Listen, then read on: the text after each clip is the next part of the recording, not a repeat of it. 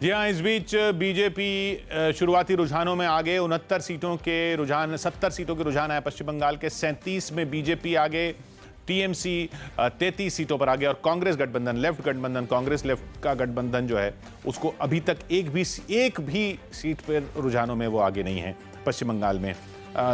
यानी ये सिर्फ दो टीएमसी और बीजेपी के बीच की लड़ाई रहने वाली है। चाहे ये पोस्टल बैलेट हो, चाहे ये शुरुआती रुझान है, ये इतना ज़रूर साफ है कि जो ऐसा अनुमान था कि कांग्रेस लेफ्ट गठबंधन जो है वो उस तरफ इस बार बहुत कम लोगों का रुख रहा है पश्चिम बंगाल में।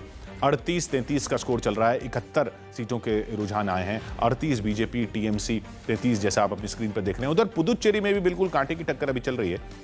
हालांकि 6 ही सीटों के रुझान है और हालांकि ये बिल्कुल शुरुआती है, लेकिन 3-3 पर बीजेपी गठबंधन और कांग्रेस गठबंधन चल रहे हैं। असम में बीजेपी आगे चल रही है, 11-7 का स्कोर चल रहा है। केरल में लेफ्ट आगे चल रहा है, 44-29 का स्कोर चल रहा है। केरल में छोटे होते हैं विधानसभा क्षेत्र, वोट कम होते हैं, इसलिए वहाँ जल्दी और ज़्यादा सीटों के नतीजे या रुझान आ रहे हैं। लेकिन अभी भी ये सब अब ईवीएम के अब धीरे धीरे आना शुरू होंगे। बादल देवनाथ साहब, कांटे की टक्कर, बीजेपी थोड़ा सा आगे, क्या कहेंगे आप? किशोर जी, पहले जो भाजपा के जो प्रवक्ता जो 2-4 बातें की, मैं उसके ऊपर मैं एक लाइन कहना चाहता हूँ। जो तुष्टिकरण का बात किया, राजनीति भ्रष्टाचार का बात किया, मैं एक लाइन में कहना चाहता हूँ किशोर जी, कोई मुस्लिम के लिए, क्रिश्चियन के लिए, बद्धिस्ट के लिए, जैनों के लिए, हर संप्रदाय के लिए काम करना कोई तुष्टिकरण होता है? और यही भाजपा मैं बादल साहब, मेरा ये कहना है कि देखिए साहब, ये सब हो चुका चुनाव, इन मुद्दों पर वोट पड़ चुके हैं। अब हम नतीजों की बात कर रहे हैं। बिल्कुल उन्होंने कहा, उसका आंसर दे रहा हूं मैं। उन्होंने कहा, मैं उसका आंसर दे रहा हूं। और उनको मैं एक बार पूछना चाहता हूँ, अमित शाह का बेटे के पास जो 1 साल पहले 4-5 लाख रुपया नहीं था, उसके पास 100 करोड़ रुपया कहाँ से आ गया? वो बीसीसीआई का नहीं, उसका देखिए, आपके सवालों का अभी क्या मतलब है? आपके सवालों का इस वक्त हम बात कर रहे हैं, जो नतीजे आ रहे हैं उनके। आपने एक दूसरे पर जो आपने नहीं, मतलब टीएमसी और बीजेपी ने जो एक दूसरे पर इल्जाम लगाए चुनावों में, उन पर लोगों ने वोट दे दिए। अब वोट खत्म हो चुके ना जी। डॉक्टर प्रसून,